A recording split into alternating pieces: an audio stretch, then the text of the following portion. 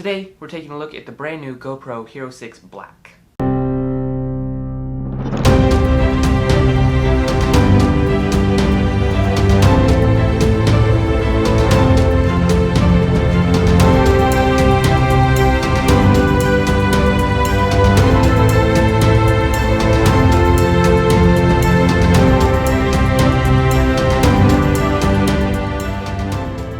Welcome to Echo Productions, I'm Silas Willoughby, and the HERO6 has been a source of a lot of talk lately, and for good reason. It's a huge step up from any earlier action cams, with impressive features like 4K at 60 frames per second and 1080p Full HD at 240 frames per second. But before we check out the image you can pull from this camera, let's take a look at the body itself.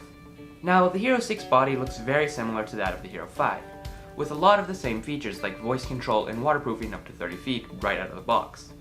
Right up front on the body we have the lens, of course, and a small LCD that shows things like what battery percentage you have and how long you've been recording, what settings you are in, and how much room you have left on your card.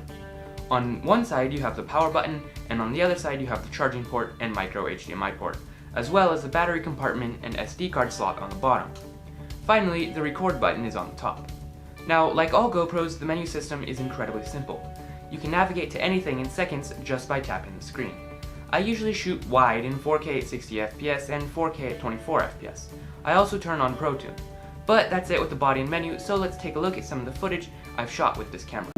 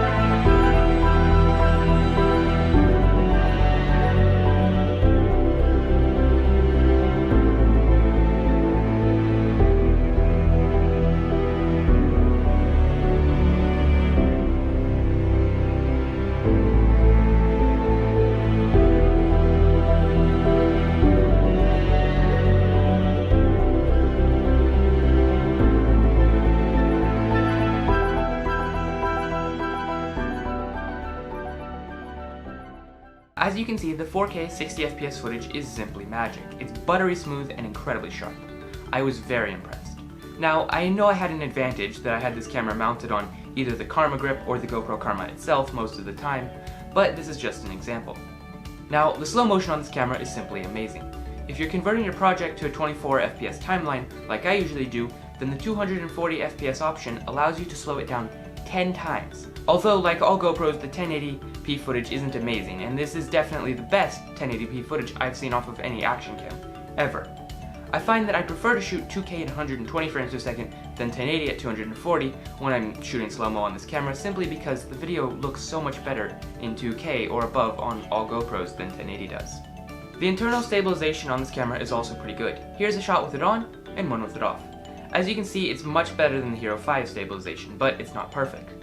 With a body so small, you just don't have that much room to work with. But it's really good for eliminating that annoying jitter you get with older GoPros, like this footage I shot on the HERO4 Silver. Couple that with the stabilization for my Karma grip and you have some of the smoothest footage you will see. Now, this camera has a few gimmicky features that I don't really ever use, but I suppose would be useful for some people. First is voice control. The older HERO5 Black has this as well, and it can be nice for situations where you can't reach the record button, but it drains your battery and anyone can start or stop your GoPro whenever they want, which can be really annoying. Next is the touch to zoom feature. Now, this isn't really zooming, it's just switching from wide to linear quickly by tapping. This one is useful, but I almost never shoot in linear since I can't in 4K, so it's not a big thing for me. And finally, the HERO6 claims to have improved low-light performance. And while it's pretty good for a GoPro, it's still not excellent. It certainly performs better than other GoPros, and I won't hesitate to take it on shoots even if they aren't lit up all that well, but I wouldn't really suggest using this as your primary camera in a low light situation. More as a secondary camera or for behind the scenes footage. But that's all I've got for you guys today. This has been Echo Productions. I'm Silas Willoughby, and I'll see you next week.